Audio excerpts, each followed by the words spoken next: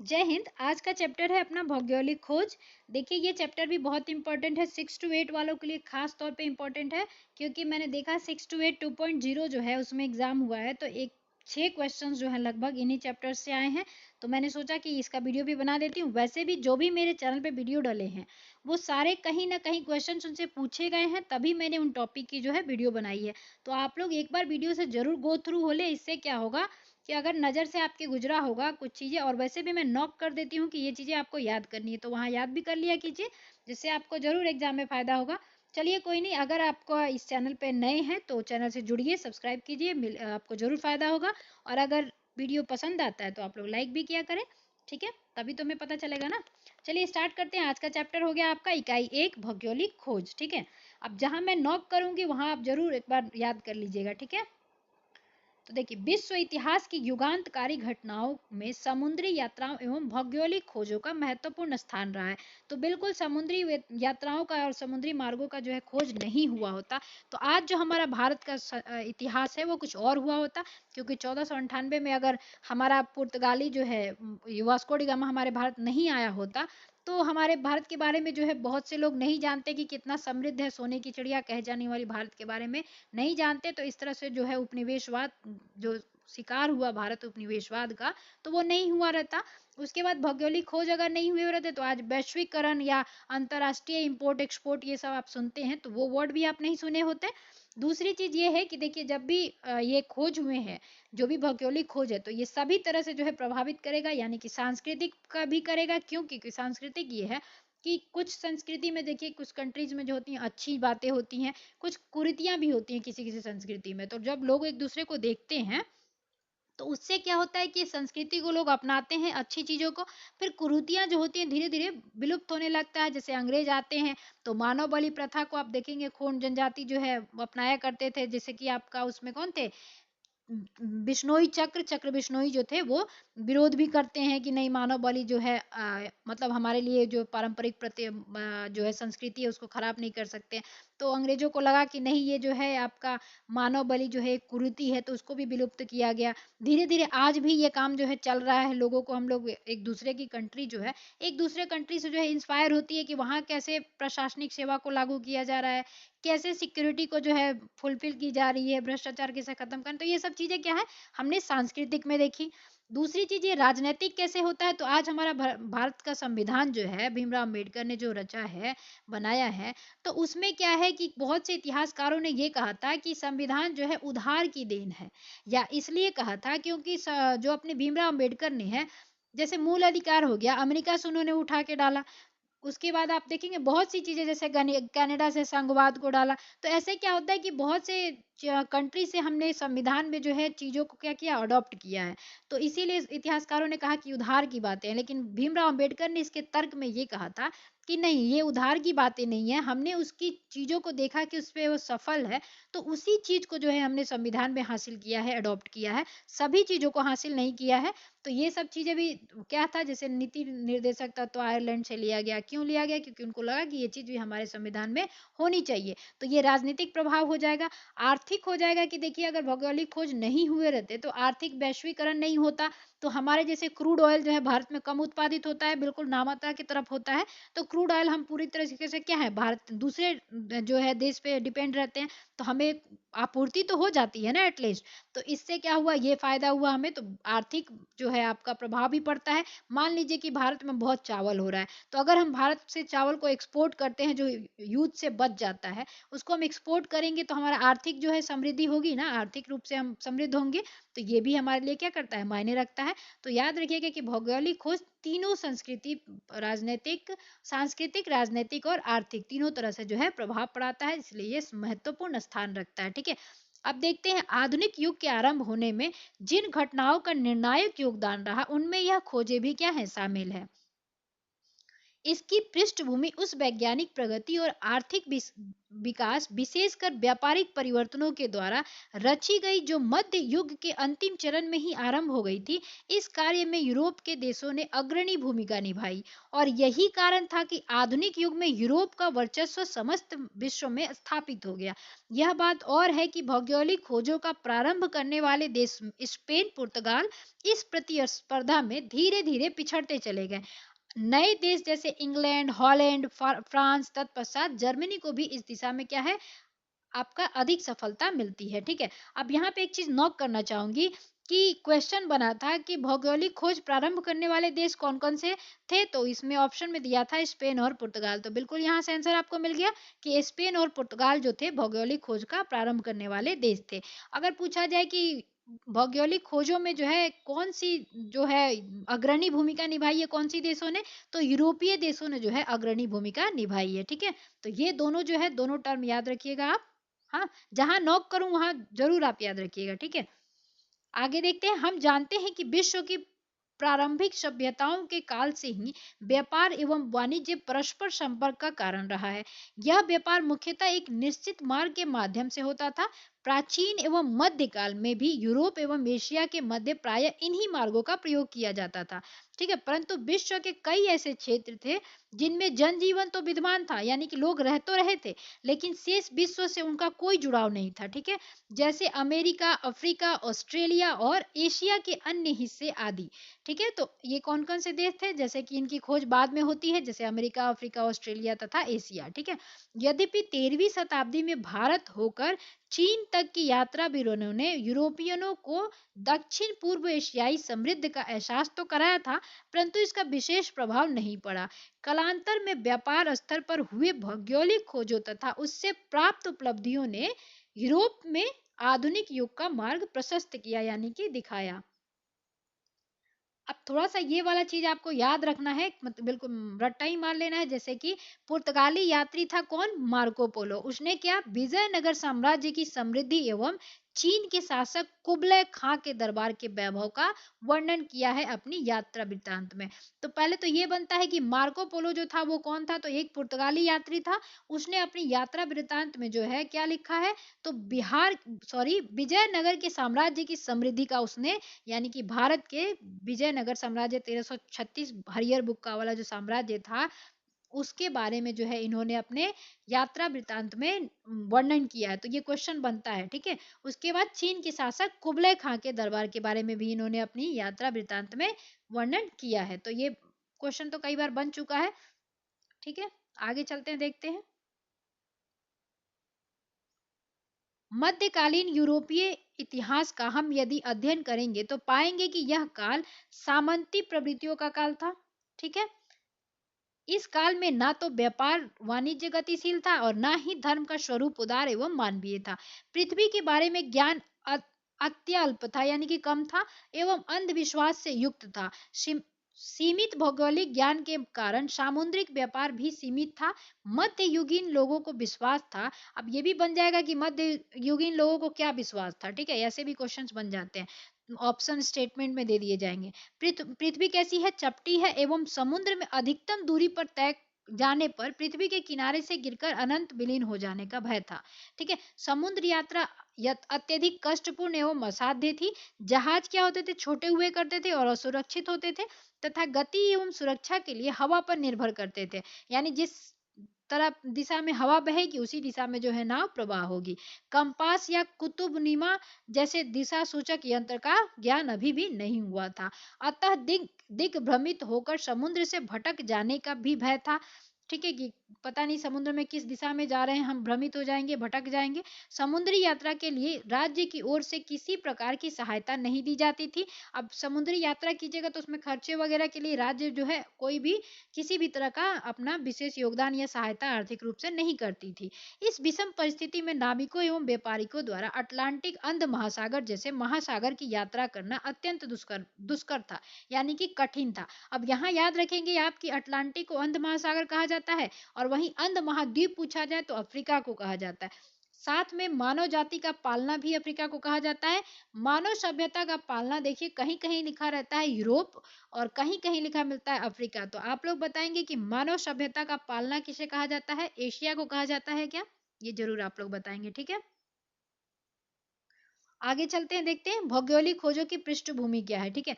तो इसी बीच यूरोप में कुछ ऐसी घटनाएं घट रही थी जिसके परिणाम स्वरूप यूरोप मध्यकालीन मानसिकता से निकलने को उद्धत हुआ, यानी कि जागृत हुआ। 11वीं 12वीं शताब्दी में जेरूशलम आधुनिक इजराइल में अवस्थित थी, पर अधिकार के मुद्दे को लेकर हुए धर्म युद्ध में जब यूरोपीय सामंत मध्य एशिया की नवीन शक्ति अरबों से पराजित हुए तो सामंती गौरव के मिथ्याभिमान की भी से ग्रसित यूरोपीय दंभ भी जो है टूटने लगे, ठीक है। पूर्वाग्रह जो है अब इनका खत्म होने लगता है। परंतु इसके कुछ सकारात्मक परिणाम भी सामने आए, जैसे कि धर्म युद्ध के दौरान ही यूरोपियन को यह महसूस होने लगा था कि दुनिया के हर पहलू को समझा जाए। इस घटनाओं ने यूरोपियों में पुनर्जागरण की पृष्ठभूमि भी तैयार की। तो पुनर्जागरण की पृष्ठभूमि में तैयार करने की धर्म युद्ध भी एक रीजन रहा है, ठीक है। तो अब यहाँ यही याद रखिएगा कि ऑप्शन में आ जाएगा पुनर्जागरण की पृष्ठभूमि तैयार करने में, ये ऑप्शन में रहेगा कि रीजन कौन से थे या नहीं थे, ऐसा पूछा जाएगा, ठीक है। मध्य युग में अरबों और तत्पश्चात तुर्कों ने विशाल अंतरराष्ट्रीय साम्राज्यों का निर्माण किया। इधर 15वीं शताब्दी के 5 दशक पूर्व तक यूरोप और मध्य एशिया के व्यापार कुस्तुनतुनिया के मार्ग से होता था। तो अब यहाँ आपको क्या याद रखना है कि यूरोप और एशिया के मध्य व्यापार जो है पहले 15वीं शताब्दी में कुस्तुनतुनिया के मार्ग से हुआ करता था, परंतु 1453 में जो होता है कुस्तुनतुनिया पर किसका अधिकार हो जाता है, तुर्की का अधिकार हो जाता है। और तुर्की क्या करने लगता है, जो भी उस कुस्तुनतुनिया मार्ग से जो अगर गुजरेंगे तो उनपे भारी कर लगा देता है और वो कर वसूलना शुरू कर देता है, ठीक है। तो इससे क्या होता है कि जो पहले जो व्यापार जो थोड़ा सा सुगम था वो कठिन होने लगता है। क्यों? क्योंकि तुर्कियों ने इस मार्ग पे व्यापार के बदले भारी कर वसूलना शुरू कर दिया था, जिसका हल ढूंढना यूरोपियों के लिए आवश्यक था। इस काल में हुए नए नए आविष्कारों ने समुद्री यात्रा एवं नौसेना के विकास का आगमन कर दिया। यूरोप वासियों ने कंपास का ज्ञान अरबों से सीखा। तो ध्यान रखिएगा, यूरोप वासियों ने कंपास का जो ज्ञान है वो किसने दिया था, तो अरबों ने दिया था, ठीक है। इटली, स्पेन एवं पुर्तगाल ने समुद्र तटीय इलाकों में नाव निर्माण कला में परंपरागत पद्धति की जगह खांचा पद्धति विकसित हुई, जिससे बड़े एवं मजबूत जहाज बनाए जाने लगे, ठीक है। तो ये भी याद को रखना है आपका, कब ये विकसित होता है जहाज बनाना। और ये आप बताइए कि जहाज जो है सबसे पहले किसने बनाना शुरू किया था, ठीक है। अरबों ने ही शायद किया था, ठीक है। दूरबीन का शायद लगा रही हूँ, आप लोग जरूर आंसर बताइएगा। दूरबीन का आविष्कार भी हो चुका था। दूरबीन का किसने किया था, गैलीलियो ने किया था। अब देखते हैं जो सामुद्रिक अभियानों में काफी सहायक था। जब समुद्री यात्रा करेंगे तो उनमें सब क्या था, कंपास वगैरह ये सब बहुत सहायता करते थे। मजबूत जहाज भी है वो भी सहायता करेगा। अब मानचित्र में काफी सुधार हो चुका था। इस संदर्भ में एस्ट्रोलैब अक्षांश जाने का एक उपकरण हुआ करता था, ठीक है। ये भी महत्वपूर्ण था। पुर्तगालियों ने इस एक नई किस्म के हल्के और तेज चाल से चलने वाले जहाज कैरावल का बनाया था, ठीक है। तो अब आपको यहाँ पे क्या याद रखना है कि कैरावल क्या था, ये ऑप्शन में आ जाएगा। जैसे कामागाटा मारू क्या था, तो एक जहाज था 1914 वाली घटना। तो ऐसे ये क्वेश्चन बन जाएगा कि कैरावल किससे संबंधित है। तो ये एक तरह की नाव हुआ करती थी जो हल्के हुआ करती थी और तेज चाल चलने में सक्षम हुआ करती थी। और इसका निर्माण किसने किया था ये पूछा जाएगा, तो ये किया था पुर्तगालियों ने, ठीक है। ध्यान रखिएगा, कैरावल जहाज की निर्माण जो है पुर्तगालियों के द्वारा किया गया था। यहाँ पे आप देख लीजिए यही है दिशा सूचक यंत्र, ठीक है। आगे चलते हैं। इन नए उपकरणों एवं साहस के बल पर यूरोपीय नाविकों ने अटलांटिक एवं भूमध्य सागर में अपने जहाज उतार दिए। इसी क्रम में 1488 ईस्वी में पुर्तगाली व्यापारी बार्थोलोमिया डियाज अफ्रीका के पश्चिमी तट होते हुए दक्षिण अफ्रीका के दक्षिणतम बिंदु उत्तम आशा अंतरिप यानी केप ऑफ गुड होप, जो आपका दक्षिण अफ्रीका का दक्षिणतम बिंदु है, उत्तम आशा अंतरिप, जिसको इंग्लिश में केप ऑफ गुड होप कहते हैं। यही ज्यादा नाम फेमस है, केप ऑफ गुड होप, ठीक है।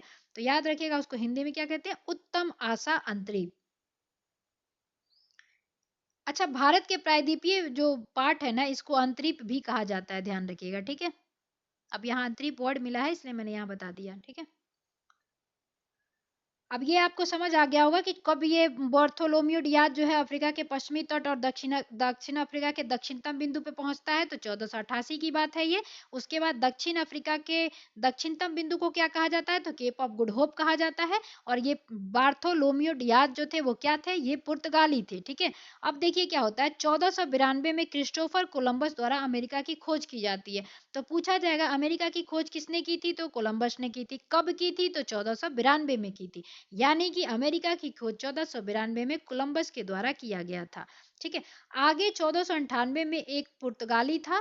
अब देखेंगे वो कौन सा पुर्तगाली था, ये देख लीजिए, नाव का डिजाइन जो है कुछ ऐसा हुआ करता था। ये अभी भी हॉलीवुड की मूवी अगर आप देखते हो तो उसमें ऐसे नाव जो है दिख जाएंगे आपको। अब ये पुर्तगाली कौन था, ये जो साहसी नाविक था यानी कि साहसी नाव चलाने वाला, तो ये है वास्को डी गामा, ठीक है। नाविक जो नाव चला के आपके सामने है तो उसको आप नाविक ही कहोगे।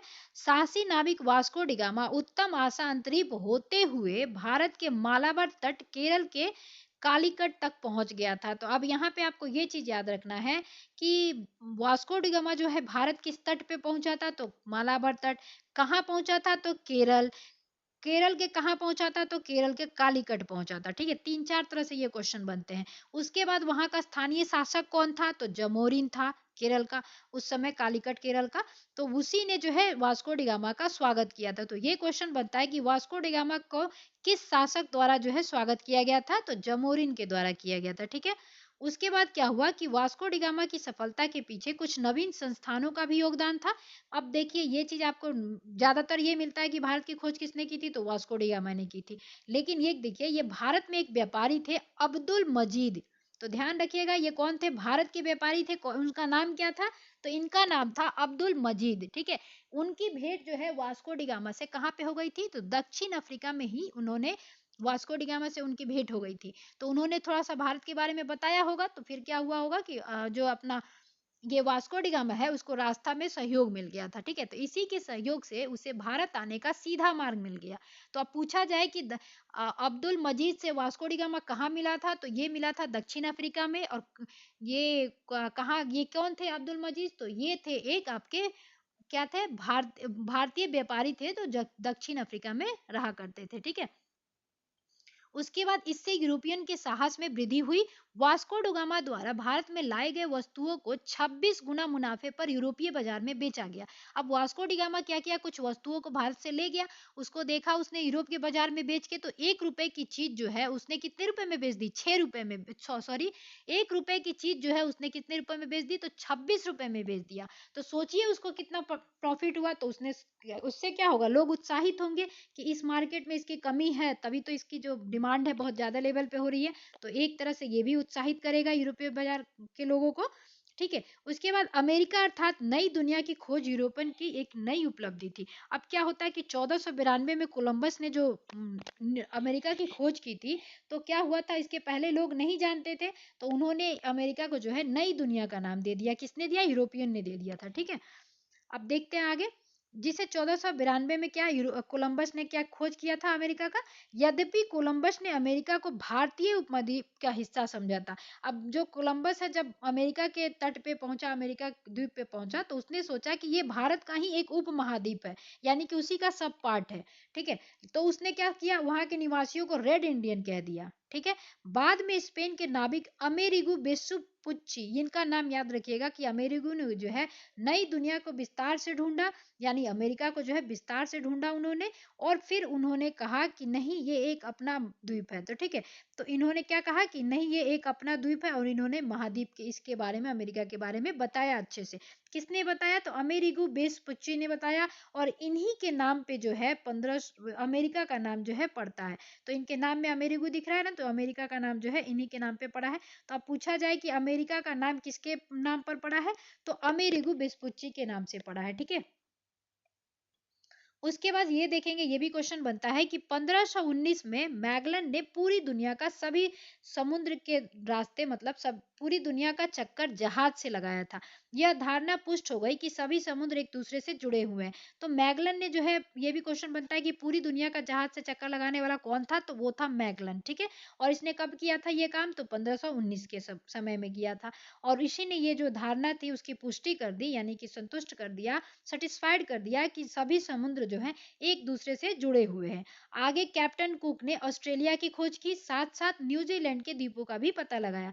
तो पूछा जाए कि न्यूजीलैंड द्वीप की खोज किसने की, तो कैप्टन कुक ने की थी। ऑस्ट्रेलिया की खोज किसने की थी, तो कैप्टन कुक ने की थी। ठीक है, ये याद रखना है आपको।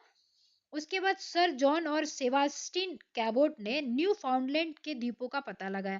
तो याद रखना है कि सेबास्टिन कैबोट ने न्यू फाउंडलैंड की जो है खोज की थी।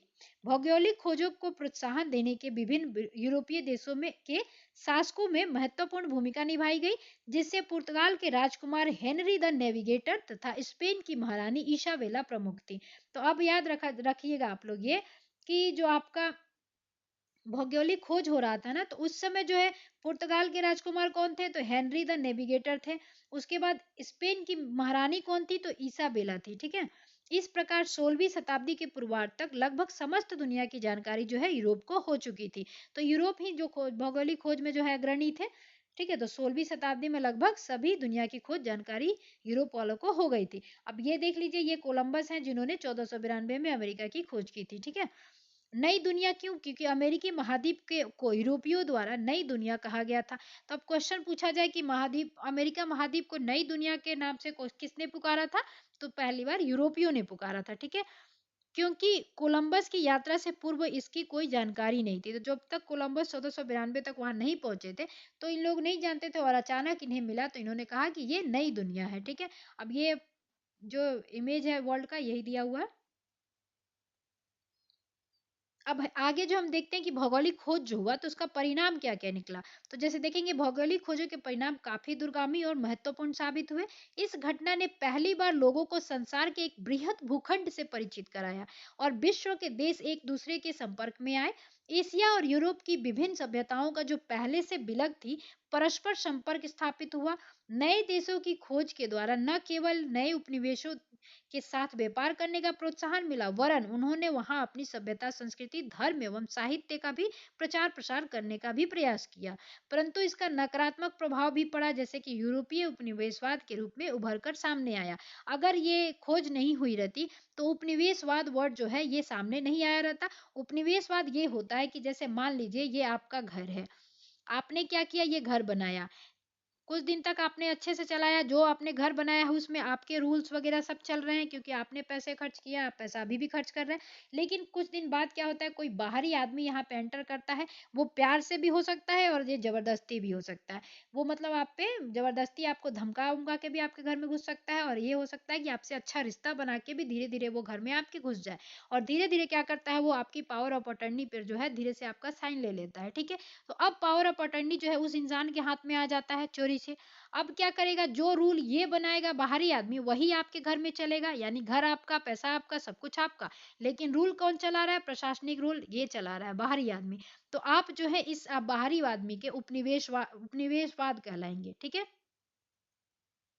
यानी कि बाहरी आदमी जो है आप पे उपनिवेशवाद में यानी कि अपना नियम चला रहा है, तो इसी को कहा जाता है उपनिवेशवाद। ठीक है, तो आप लोग समझ गए होंगे कि उपनिवेशवाद क्या होता है। तो उपनिवेशवाद अगर भौगोलिक खोज नहीं हुआ रहता तो लोगों में लालच नहीं जगती कि ये समृद्ध देश है, तो धीरे धीरे हम इस पे क्या करेंगे, अधिकार कर लेंगे, ये हमारा हो जाएगा। ठीक है, जैसे भारत पहले सोने की चिड़िया के नाम से जानी जाती थी, तो सोने की चिड़िया से धीरे धीरे उसकी ऐसी स्थिति हो गई कि आप देखेंगे बाद में हम लोग उपनिवेशवाद का शिकार हो गए भारतीय। ठीक है, अब देखिए भौगोलिक खोजों में के परिणाम में जो है क्या क्या महत्वपूर्ण था।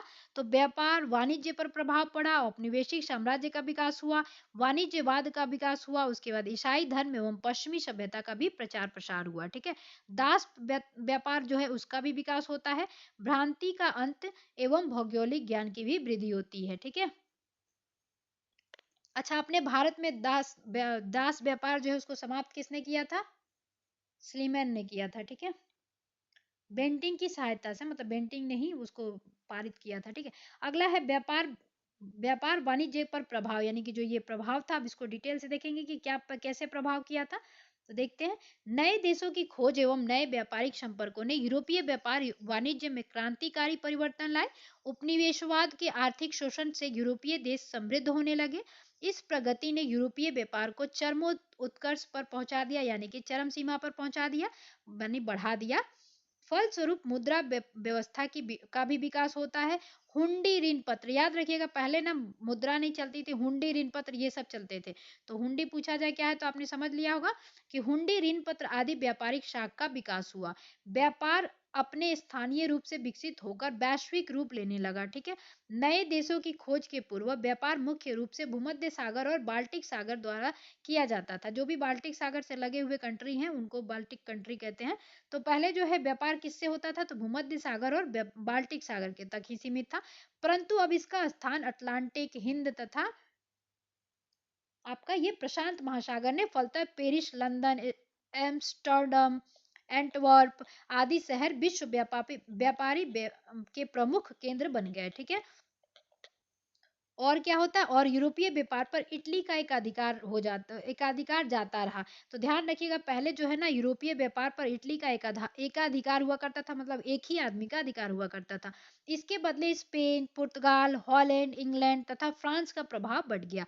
कालांतर में अपने विशाल साम्राज्य को संभालने में स्पेन और पुर्तगाल इतने निमग्न हो गए, यानी कि मतलब विलीन हो गए, उसी में लग गए ज्यादा, तो समय जो है अपना सारा उसी में देने लगे कि इन्होंने अपना साम्राज्य ही खो दिया। यूरोपीय देशों द्वारा खोजे गए नए देशों से आयातित बहुमूल्य धातु, विशेषकर अमेरिका से सोना तथा चांदी ने अर्थव्यवस्था के रूप को ही बदल कर रख दिया था। ठीक है, फलतः 80 वर्षों तक यूरोपीय अर्थव्यवस्था जो है चांदी पर ही निर्भर थी। ठीक है, इससे मुद्रास्फीति की यानी कि उसकी डिमांड जो है बढ़ गई। ठीक है, उत्पन्न हो गई, बदले हुए आर्थिक स्वरूप में व्यापारिक प्रधानता बनी और वर्ग संबंधों में परिवर्तन आने लगी। इसके फलस्वरूप समाज के सामंती वर्ग बदले में व्यापारी वर्ग का भी प्रभाव बढ़ा, यानी कि पहले क्या था, सामंती वर्ग के बदले क्या होने लगा, अब व्यापारी वर्ग का जो है प्रभाव पड़ने लगता है। ठीक है,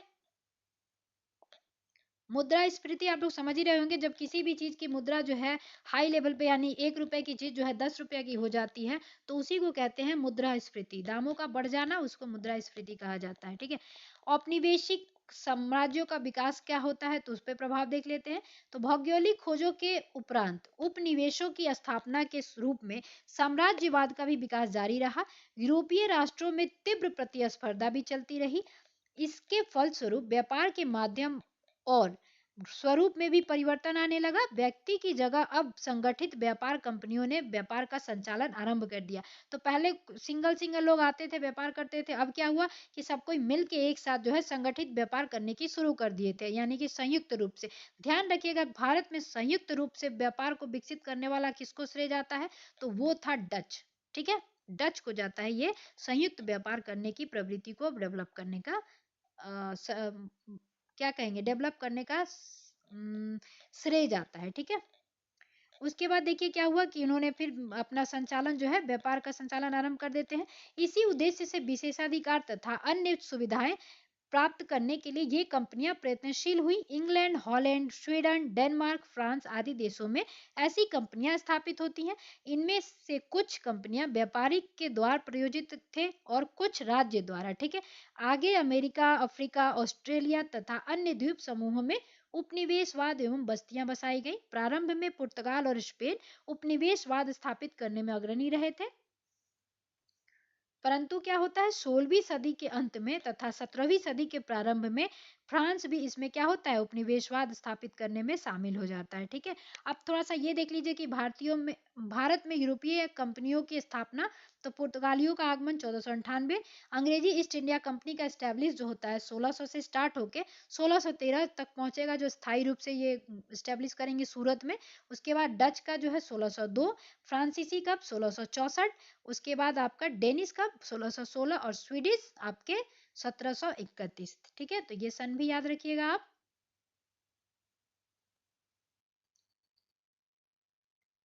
अब क्या देखेंगे, वाणिज्यवाद का विकास। ठीक है, तो वाणिज्यवाद का विकास कैसे होता है तो नए देशों की खोज तथा व्यापार के वैश्विक विस्तार के फलस्वरूप आधुनिक पूंजीवाद का जन्म हुआ।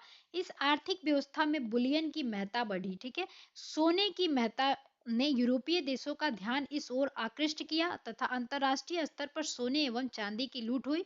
साथ साथ इसका भंडारण भी किया जाने लगा, यानी कुछ लोग अपने लिए सेव भी करने लगे। इन भंडारों की प्राप्ति स्पेन अग्रणी था। सबसे ज्यादा सोने की भंडारी कौन कर रहा था, मतलब सेव कर रहा था, तो वो कर रहा था स्पेन। ठीक है, अब देखते हैं धार्मिक रूप से, तो ईसाई धर्म एवं पश्चिमी सभ्यता का प्रचार प्रसार। ठीक है, जैसा कि पूर्व में उल्लेखित है कि भौगोलिक खोजों ने यूरोपीय देशों की सभ्यता, संस्कृति, धर्म एवं साहित्य का प्रचार प्रसार किया। धर्म युद्धों की असफलता के कारण ईसाई धर्म का प्रचार प्रसार जो धीमा पड़ गया था, नए भौगोलिक खोजों ने इसमें प्राण डाल दिए। ईसाई धर्म प्रचारों ने अफ्रीका, एशिया तथा अमेरिका के दुर्गम स्थलों में जाकर अपना धर्म प्रचार किया, परंतु इसका नकारात्मक प्रभाव यह पड़ा कि इन क्षेत्रों में धन का लालच देखकर जबरन धर्मांतरण एवं सांस्कृतिक अतिक्रमण किया गया और इसका विरोध भी हुआ। तो कुछ लोग क्या करते थे, ईसाई धर्म को अपनाने के लिए भारतीयों में भी ऐसा हुआ था कि पैसे दिया करते थे, कहते थे तुम्हें ये सुख सुविधा मिलेगी, तुम्हें ये पद दे दिया जाएगा अगर तुम ईसाई बन जाते हो। तो बहुत से लोग लालच में भी धर्म को जो है, अपने धर्म को छोड़ के ईसाई धर्म को अपनाने लगे थे। ठीक है, तो ये पश्चिमी सभ्यता और ईसाई धर्म का जो प्रसार प्रसार है, ऐसे भी किया जा रहा था, यानी घूस दे के समझिए एक तरह से। ठीक है, दूसरी तरफ क्या था, धर्म व्यापक प्रचार ने चर्च की प्रभुसत्ता को कम किया। भौगोलिक खोजों के कारण हुई ज्ञान की वृद्धि में तात्कालीन धर्म के विषय में कई प्रश्न उठ खड़े हुए। धर्मों को भी तर्क की कसौटी पर कसा जाने लगा, जिसने जिसने धर्म सुधार आंदोलन की पृष्ठभूमि का सुधार किया। तो अब क्या हुआ, धर्म के नाम पे बहुत ज्यादा अतिक्रमण होने लगा। लोग इधर से उधर धर्म का प्रचार प्रसार करके अपने धर्म को बढ़ावा देने लगे। तो जो धर्म के कट्टर धर्म जो होते हैं, कट्टर अनुयायी होते हैं, उनको लगने लगा कि नहीं, हमारे धर्म का जो है विलोपन हो रहा है। तो वो क्या करने लगे, लोगों में, जैसे कि वेदों की ओर लौटो, आप जैसे पढ़ोगे कि क्यों किया गया था, कि ताकि लोग जो है अपने धर्म को फिर से अपनाएं, शुद्धिकरण करें। ठीक है, तो ये सब चीजें क्या होने लगी, धर्म सुधार की, मतलब धर्म सुधार आंदोलन की प्रवृत्ति को निर्माण देता है। ठीक है,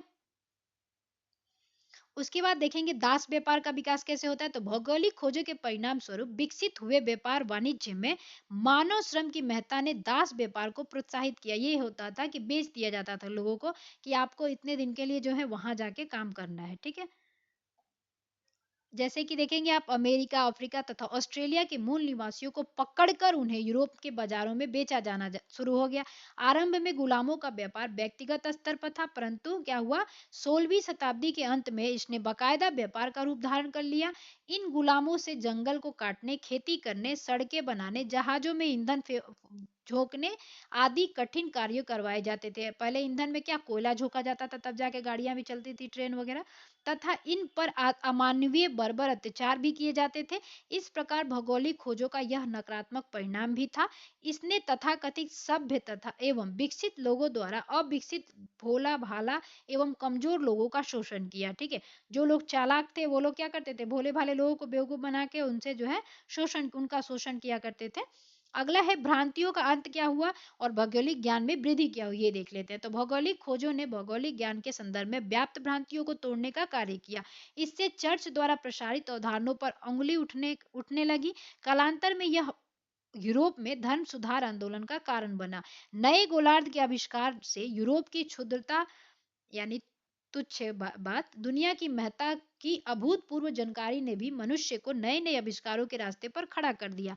इसका संदेश स्पेनिश सिक्के सामने और भी है से स्पष्ट होता है। ठीक है, यानी कि सामने और भी हैं, ये किसके पे लिखा हुआ था, तो स्पेनिश सिक्के पे। ठीक है, तो ये ध्यान रखिएगा थोड़ा सा। बढ़े हुए सामुद्रिक गतिविधियों ने समुद्री यात्राओं में उपयोगी विभिन्न उपकरणों यथा नक्शे, कंपास, नक्षत्र प्रणाली आदि के विकसित होने का अवसर प्रदान किया। इससे संबंधित विद्वानों एवं पेशेवर वैज्ञानिकों के वर्ग का जन्म हुआ। कालांतर में इसी वर्ग ने पुनर्जागरण में महत्वपूर्ण भूमिका अदा की। ठीक है, तो अब ये चीजें जो है क्या हुआ, पुनर्जागरण में भी भूमिका निभाता है। अच्छा, विश्व के लिए पुनर्जागरण के लिए किसको जाना जाता है, तो दांते को जाना जाता है। और वही भारत में पुनर्जागरण का पिता किसे कहा जाता है, तो राजा राम मोहन राय को कहा जाता है। हाँ, अब अन्य परिणाम और क्या क्या थे, तो भौगोलिक खोजों से विभिन्न प्रकार की नवीन फसलों तथा अंतर महाद्वीप आदान प्रदान हुआ। जैसे यूरोप में कहवा, चाय, गन्ना, मक्का, आलू, तंबाकू, नील आदि नवीन वस्तुओं का प्रवेश हुआ तथा यूरोप के माध्यम से चाय, कॉफी, तंबाकू, आलू का भारत जैसे देशों में आगमन हुआ। भारतीय फसल आम, गन्ना आदि दूसरे क्षेत्रों में गए। ठीक है, तो जब आदान प्रदान होगा तो हम यहाँ पे अच्छा चीज उगाते हैं तो वहां के लोग भी देखेंगे, उसको उगाएंगे। तो यही चीजें जो है आदान प्रदान हुई थी। थी। इस प्रकार कहा जा सकता है कि भौगोलिक खोजों ने विश्व की एक नई रूपरेखा सामने लाई, विचारों में परिवर्तन आए तथा वैज्ञानिक विचारों को मान्यताएं मिली, धार्मिक अंधविश्वास टूटने लगे।